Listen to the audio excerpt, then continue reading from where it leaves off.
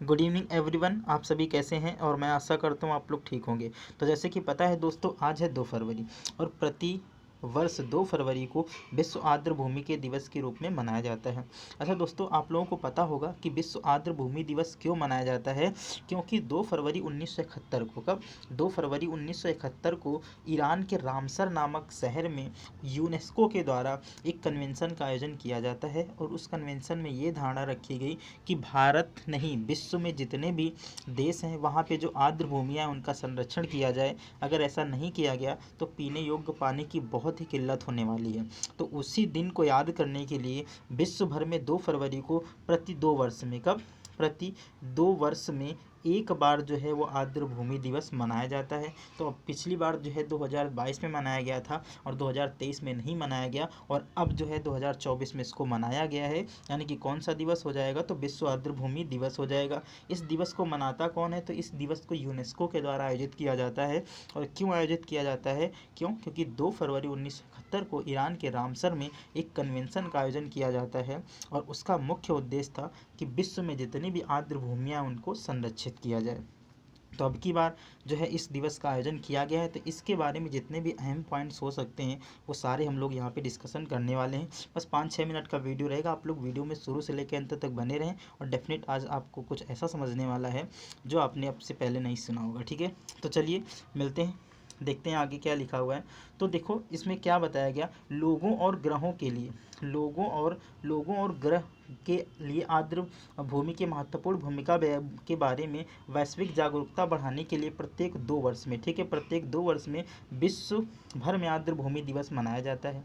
यह दिन Ramsar convention को अपनाने की तारीख को चिन्हित करता है। अभी मैंने बताया कि इसी दिन क्या किया गया था, रामसर जो है कन्वेंशन का आयोजन किया गया था, और इसी को चिन्हित करने के लिए इस दिन का आयोजन किया जाता है। रामसर कन्वेंशन, जिसका नाम ईरानी शहर रामसर के नाम पर रखा गया था, आर्द्र भूमि के संरक्षण के लिए एक अंतर्राष्ट्रीय संधि थी। अच्छा, दूसरी बात में अगर हम देखें, इस वर्ष की थीम है, अब की बार हमने कहा था 2022 में इसको नहीं मनाया गया, 2022 में मनाया गया था, और अब जो है वो सीधा 2024 में मनाया गया है। तो इसकी थीम क्या है? तो इसकी थीम है आर्द्र भूमि और मानव कल्याण। ठीक है, याद रखना बहुत ही इंपॉर्टेंट है। आर्द्र भूमि दिवस की थीम क्या है? तो कहोगे आर्द्र भूमि और मानव। ठीक है, ये 2024 की है। ठीक है, 2024 वाले की थीम क्या है? आर्द्र भूमि और मानव। आगे देखते हैं। आर्द्र भूमि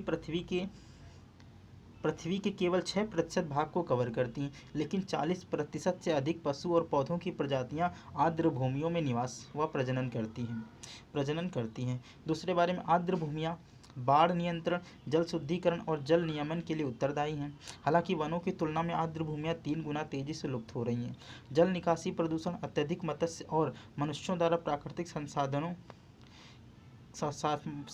का अत्यधिक दोहन कुछ ऐसे कारण है जिनकी वजह से आर्द्र भूमियाँ संकट में है। ठीक है, जैसे कि मैंने आपको बता दिया। तो यहाँ पे कुछ पॉइंट्स हैं जो यहाँ पे याद रखना है आपको, बशर्ते इन सब के बारे में आपको अगर याद रहे या ना रहे, लेकिन जो डिटेल में मैं बता रहा हूँ उसको आपको याद रखना है। सबसे पहले जो है रामसर जो है वो स्थान कहाँ पर है? ठीक है, तो रामसर स्थान है कहाँ पर? तो ये आपको याद रखना है। तो रामसर स्थान है ईरान में। ठीक है, कहाँ पर है?